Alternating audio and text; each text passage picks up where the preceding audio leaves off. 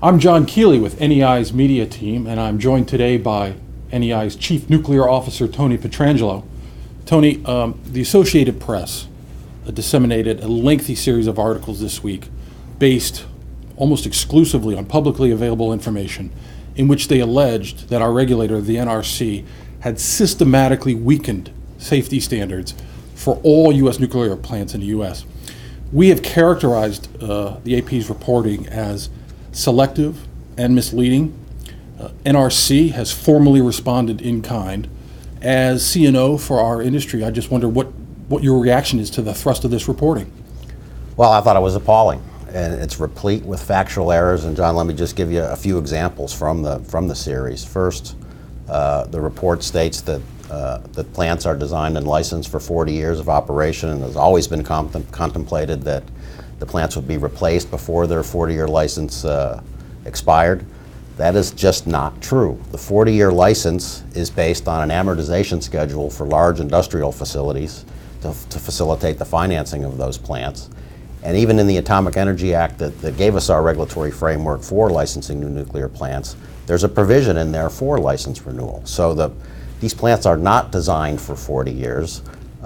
In fact, we replaced many of the components well before the 40 years is up. Another example of a factual error is the report states that no body of government or industry organization has ever looked at the frequency or impact of failures.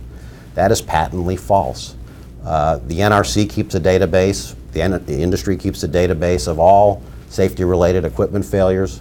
We patterned our Mitigating Systems Performance Index, which is part of the NRC's reactor oversight process, that actually compares plant failure rates to what the industry average failure rates are, and the indicator can change if your failure rate falls below that average industry rate. So that's publicly available. It's on the NRC's website. It's an integral part of the NRC's reactor oversight program.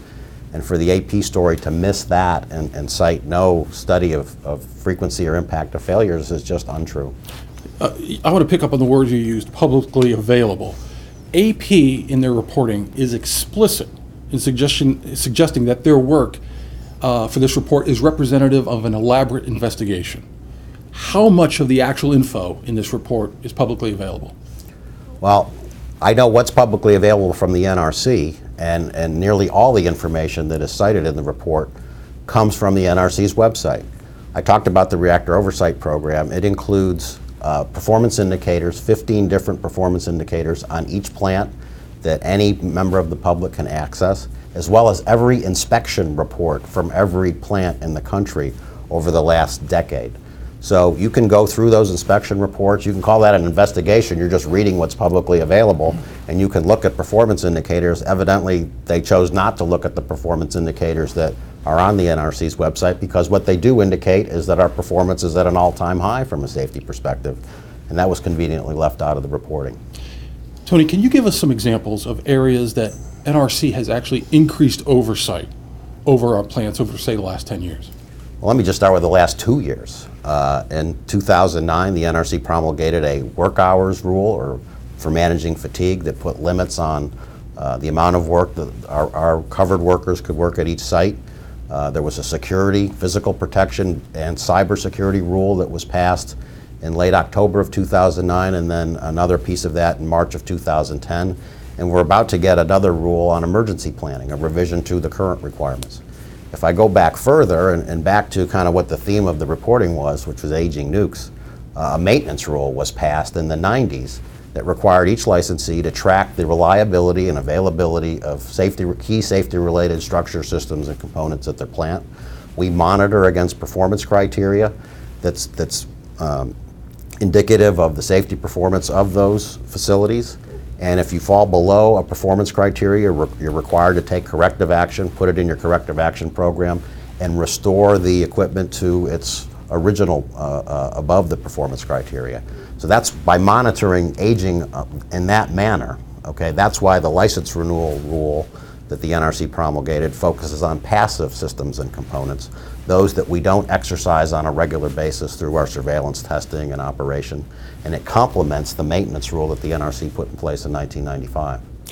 Let's talk a little bit about steps industry has taken to address safety concerns in the aftermath of Fukushima? What should viewers know about what our industry has done just in this spring?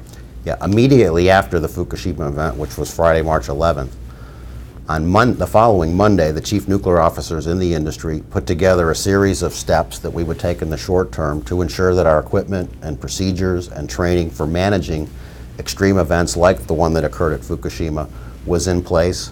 We have layer upon layer upon layer of redundant safety systems and measures and contingency measures to address extreme events. We've completed those walkdowns. The NRC has followed that up with their own inspection of those measures we have in place.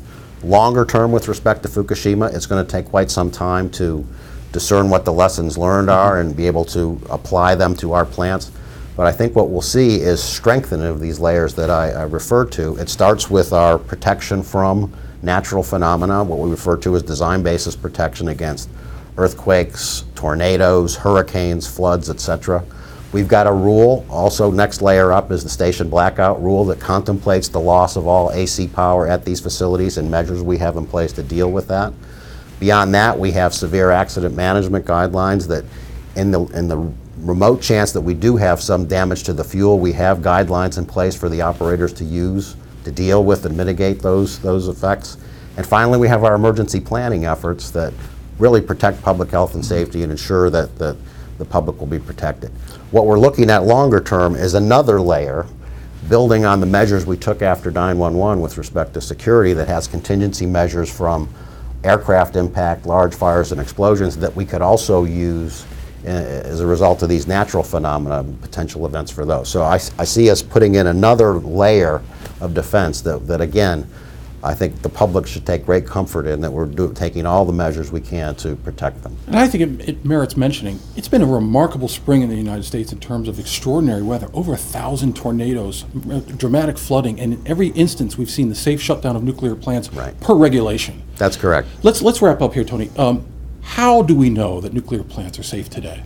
Well, I've gone over the layers of protection that we have, but let me also mention we've got a strong, technically competent regulator in the NRC. Their sole mission is public protection of public health and safety, and if they think you're not operating safely, they will shut you down in a heartbeat. It makes our licensees, our members, take the NRC very seriously because they know if they don't operate safely, they won't operate at all. The other factor I'd say is our workforce at the plants.